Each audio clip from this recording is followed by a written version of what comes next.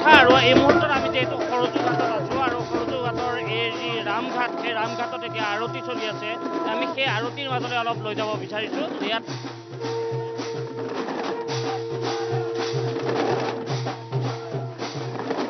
ভূপালৰ শ্ৰী বটেশ্বৰ বাবা যি কীৰ্তন সমিতিয়ে এনেধৰণে তেওঁলোকে ইয়াত আৰতি কৰিছে আৰতিৰে বৰ্তমান এই পৰিৱেশ মুখৰ হৈ পৰিছে আৰু যদি চোৱা যায় তেনেহ'লে ইয়াৰ যি আধ্যাত্মিক দিশটো তেনেহ'লে সেই আধ্যাত্মিক দিশটোৱে এক প্ৰকাৰ সকলোকে টানি আনিছে আৰু ৰাম ভক্ত প্ৰত্যেকগৰাকী এনেধৰণে ইয়ালৈ আহিছে আৰু তেওঁলোকে ৰাম ভক্তিত বিলীন হৈ পৰিছে এই মুহূৰ্তৰ আমি পৰিৱেশ দেখি আছোঁ এয়া হৈছে ৰামঘাট আৰু ৰামঘাটত এনেধৰণে শ্ৰী বটেশ্বৰ বাবা যি কীৰ্তন সমিতি আছে ভূপালৰ তেওঁলোকে এইদৰেই ইয়াৰ পৰিৱেশ এক প্ৰকাৰ আছুতীয়া কৰি পেলাইছে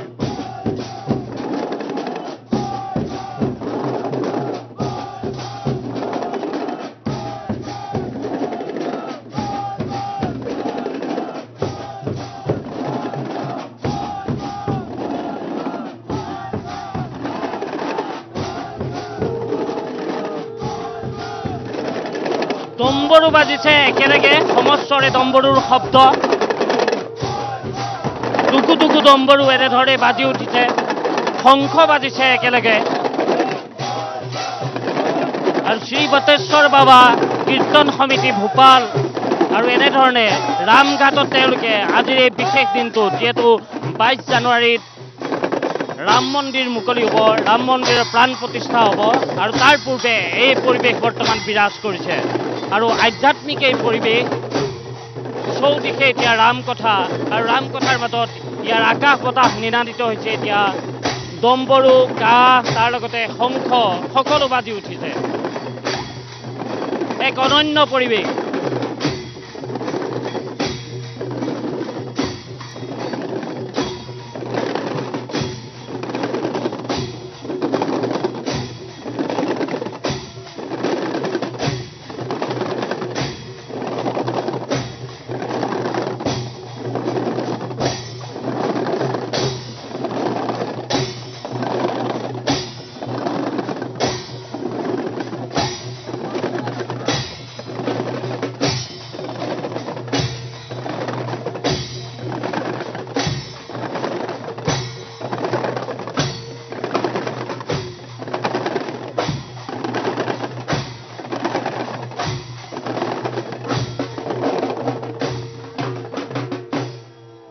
এয়া ৰাম জন্মভূমি অযোধ্যাৰ এয়া সন্ধ্যাৰ পৰিৱেশ আৰু সন্ধ্যা এনেধৰণেই এই যি পৰহিলৈ যিহেতু ইয়াৰ যি প্ৰাণ প্ৰতিষ্ঠা ৰাম মন্দিৰৰ প্ৰাণ প্ৰতিষ্ঠা হ'ব আৰু ৰাম মন্দিৰৰ প্ৰাণ প্ৰতিষ্ঠাৰ পূৰ্বে এই পৰিৱেশ বৰ্তমান বিৰাজ কৰিছে সকলো এনেধৰণে যি শ্ৰী বটেশ্বৰ বাবা কীৰ্তন সমিতি তেওঁলোকে ইয়াৰ পৰিৱেশ এক সুকীয়া কৰি তুলিছে আৰু কৈছোৱেই যে ইয়াত সকলোৰে মুখত এটাই কথা যে ৰাম আহিছে গতিকে ৰাম আহিছে সেই স্বৰ এতিয়া চৌদিশে বাঢ়িছে আৰু তাৰ লগতে সকলোৰে মুখত এটাই কথা যে জয় শ্ৰী ৰাম আমি এই পৰিৱেশ এই মুহূৰ্তত দেখুৱাইছোঁ এয়া ৰামঘাটৰ পৰিৱেশ আৰু সমগ্ৰ অযোধ্যাতে যদি আমি চাওঁ তেনেহ'লে সমগ্ৰ অযোধ্যাত এতিয়া মাথো নিনাদিত হৈছে জয় শ্ৰী ৰাম ধ্বনি আৰু তাৰ সমান্তৰালভাৱে প্ৰত্যেক যিসমূহ সন্ত আহিছে ভক্ত আহিছে প্ৰত্যেক ভক্তই নিজা নিজা প্ৰক্ৰিয়াৰ মাজেৰে তেওঁলোকে ইয়াৰ পৰিৱেশ সুকীয়া কৰি পেলাইছে আমি দেখুৱাব বিচাৰিছোঁ এয়া সৰজু নদী আৰু সৰজু নদীৰ ঘাটত এনেধৰণে এতিয়া এই পৰিৱেশ মনোৰম পৰিৱেশ বৰ্তমান বিৰাজ কৰিছে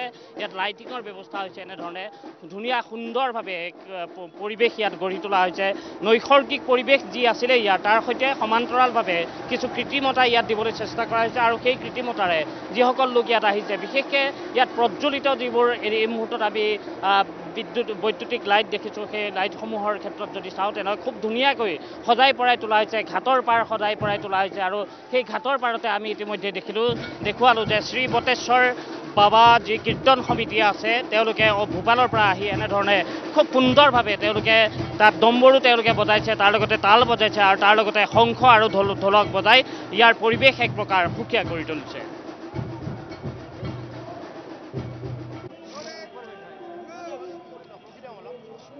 যিফালে আপুনি যিফালে আপুনি দৃষ্টি দিয়ে সেইফালে আপুনি গেৰুৱা ধ্বজা দেখিব আৰু আপুনি কাণখন অকণমান আপুনি জিৰণি দিবলৈ নাপায় তেনেধৰণে আপোনাৰ কাণত পৰি থাকিব মাথো ৰাম কথা। এয়াই হৈছে অযোধ্যা। অযোধ্যাৰ এতিয়া আকাশ বতাহ নিনাদিত হৈছে মাথো ৰাম কথাৰে। চৌদিশে সকলো ভক্তই এনেধৰণে সকলো আহিছে, সকলোৰে মুখত এটাই কথা, জয় শ্ৰীৰাম ধ্বনি। कहाँ से जय श्री राम, जय श्री राम। कहाँ से आए हैं? हम लोग अयोध्या धाम से हैं यहाँ से जी। 500 साल का इंतजार।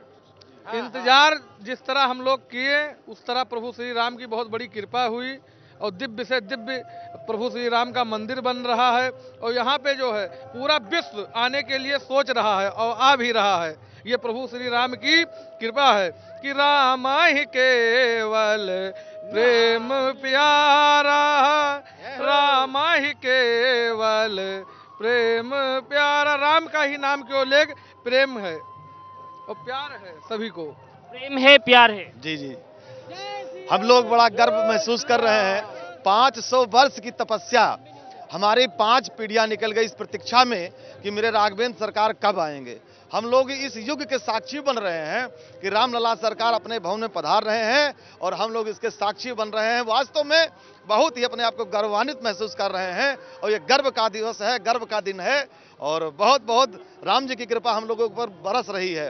अकारण करुणा वर्ण वाले की कृपा हम लोगों पर बरस रही है। ধন্যবাদ।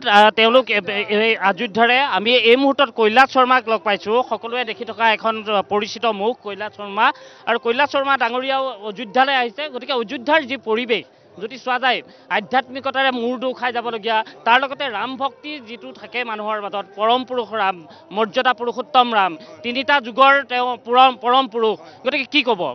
না, আজি আচলতে এটা মৰ্যাদা পুৰুষোত্তম শ্ৰীৰামৰ আজি প্ৰাণ প্ৰতিষ্ঠাৰ বাবে আগতীয়াভাৱে যিবিলাক কাৰ্যসূচী হৈ আছে, এইটো এটা পৰিৱেশ প্ৰমাণ কৰি দিলে যে সমগ্ৰ বিশ্বত সকলোৱে একেলগে মৰ্যাদা পুৰুষোত্তম শ্ৰীৰামচন্দ্ৰক বিচাৰিছে আৰু ৰাম ৰাজ্য প্ৰতিষ্ঠা হোৱাটো বিচাৰিছে। আৰু আজি মই এটা কথাই কওঁ, 7138 বছৰ আগে 10 জানুৱাৰী তাৰিখে ভগৱান শ্ৰীৰামচন্দ্ৰই জন্মগ্ৰহণ কৰিছিল আৰু এই সৰজু নদীৰ পানীতেই খেলি ধূলি ডাঙৰি সাঁতুৰি নাদুৰি ডাঙৰ হৈছিল। আৰু আজি আমি এটাই আনন্দিত হৈছোঁ যে মোৰ দৰে মই এগৰাকী সৌভাগ্যৱান ব্যক্তি বুলি মই ক'ব লাগিব যে মই এই কাৰ্যসূচীৰ নিমন্ত্ৰণ পাইছোঁ আৰু এই নিমন্ত্ৰণ পাই মই ভিতৰত আবদ্ধ হৈ থাকিব বিচৰা নাই। মই এই পৰিৱেশটো মই নিজে উপভোগ কৰিছোঁ যে এনেকুৱা এটা পৰিৱেশ, যিফালে যাওঁ আধ্যাত্মিক পৰিৱেশ। আৰু এটা বস্তু মন কৰিছোঁ যে ইয়াৰ প্ৰতিটো ক্ষেত্ৰতে সকলো ৰাইজে বিভিন্ন জাতি জনগোষ্ঠী ইয়াত আগবাঢ়ি আহিছে। মই অসমৰ বহুত মানুহ লগ পাইছোঁ ইয়াত, আৰু বিভিন্ন ত্ৰিপুৰাৰ পৰা মানুহ আহিছে, নেপালৰ পৰা মানুহ আহিছে, বিশ্বৰ বিভিন্ন দেশৰ প্ৰায় 54খন দেশৰ পৰা ইয়াত মানুহ আহি মই লগ পাইছোঁ। আৰু তেওঁলোকে এটা কথাই কৈছে যে ভাৰতৰ বৰ্তমান পৰিস্থিতিত এনেধৰণৰ যদি পৰিৱেশ হৈ থাকে তেতিয়া ভাৰতবৰ্ষ আগন্তুক দিনত, মই আজি এগৰাকী গুৰুপৰীয়া ব্যক্তি হিচাপে ক'ব খোজোঁ যে ভাৰতবৰ্ষ কিন্তু আজিৰ দিনটোত যদি ভাৰতবৰ্ষ এই ৰাম ৰাজ্য প্ৰতিষ্ঠা পাই যি আগবাঢ়ি গৈছে, আগন্তুক দিনত সমগ্ৰ বিশ্বই ভাৰতবৰ্ষ মানিবলৈ বাধ্য হ'ব। আৰু ৰামৰ যিটো পৰিকল্পনা আছিল, ভাৰতবৰ্ষৰ যি ভগৱান শ্ৰীৰামচন্দ্ৰৰ যিটো মৰ্যাদা পুৰুষোত্তম ৰামৰ সমগ্ৰ জাতি সত্তাক লৈ বিশ্ববাসী শান্তি প্ৰতিষ্ঠাৰ বাবে কৰিছিল, সেই দিৱসটো কিন্তু আজি সমাগত 22 তাৰিখে মই প্ৰধানমন্ত্ৰী নৰেন্দ্ৰ মোদী ডাঙৰীয়াই যি কাৰ্যত অংশগ্ৰহণ কৰিব তালৈ ময়ো নিমন্ত্ৰিত হৈছোঁ। গতিকে মই সমগ্ৰ অসমবাসী ৰাইজক আজি ইয়াৰ পৰা এটা অভিনন্দন জ্ঞাপন কৰিছোঁ, শুভেচ্ছা জ্ঞাপন কৰিছোঁ। আৰু সমগ্ৰ অসমবাসী ৰাইজ, দেশবাসী ৰাইজ, বিশ্ববাসী ৰাইজৰ বাবে ভগৱান শ্ৰীৰামচন্দ্ৰৰ ওচৰত মই দৰ্শন কৰি প্ৰাৰ্থনা জনাম যাতে সমগ্ৰ দেশবাসী ৰাইজ অসমবাসীক যাতে সম্পূৰ্ণ শান্তি পৰিৱেশ এটা দিয়ে, তাৰ বাবে মই ভগৱানৰ ওচৰত প্ৰাৰ্থনা জনাম। ৰামক তাৰ লগতে যদি চোৱা যায় এতিয়াও বিভিন্ন ঋণাত্মক কথাও কোনোবাই কৈ থাকে, তাৰ মাজতে কিন্তু আমি ক'ব পাৰোঁ যে এয়া অৱশ্যে ঋণাত্মকতাৰ ওপৰত জয়।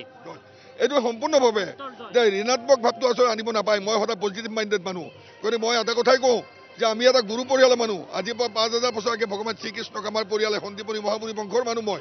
গতিকে ভগৱান শ্ৰীৰামচন্দ্ৰই যেনেকৈ আজি ইয়াত হাতুৰি ডাঙৰ হয়, গুৰু বশিষ্ঠ মুনি আছিল তেখেতৰ গুৰু, আৰু সেই ভগৱান শ্ৰীৰামচন্দ্ৰৰ গুৰু বশিষ্ঠ মুনিয়ে গুৱাহাটীৰ বৰ্তমান উগ্ৰতাৰা দেৱালয়ত 5000 বছৰ তপস্যা কৰি সিদ্ধি লাভ কৰিছিল বুলি জনপ্ৰবাদ মতে জনা যায়, আৰু বশিষ্ঠাশ্ৰমে তাৰে প্ৰমাণ আৰু উগ্ৰতা শিলালিপি তেওঁ লিখা আছে। আজি মই সেইখন দেৱালয় বদ্ধৰী হিচাপে আৰু সদৌ অসম দেৱালয় সংঘৰ প্ৰধান সম্পাদক হিচাপে ইয়াত উপস্থিত থাকিবলৈ পাই মই এনেকুৱা এটা ভাৱ হৈছে যে মই জীৱনত যি পাপ কৰিছিলোঁ এই পাপৰ আজি খণ্ডন কৰাৰ বাবে আজি প্ৰভু ৰামচন্দ্ৰ মোক আমন্ত্ৰণ জনাইছে। আৰু সেইবাবে মই সমগ্ৰ ভাৰতবাসী, দেশবাসী, বিশ্ববাসী ৰাইজক আৰু অসমবাসী ৰাইজক মই ধন্যবাদ জ্ঞাপন কৰিছোঁ। ধন্যবাদ জনাইছোঁ। এয়া আছিলে কৈলাশ শৰ্মা আৰু আমি ইয়াৰ পৰিৱেশটো দেখুৱাইছোৱেই আৰু তাৰ লগতে যদি ইয়াৰ সঁচাকৈ এফালে যদি আপুনি চকু ফুৰাই তেনেহ'লে গেৰুৱা ধ্বজা আপুনি দেখিব, ইয়াৰ আকাশে বতাহে গেৰুৱা ধ্বজা আৰু তাৰ লগে লগে যদি আমি চাওঁ তেনেহ'লে ৰাম কথাৰে এতিয়া মহিমামণ্ডিত হৈ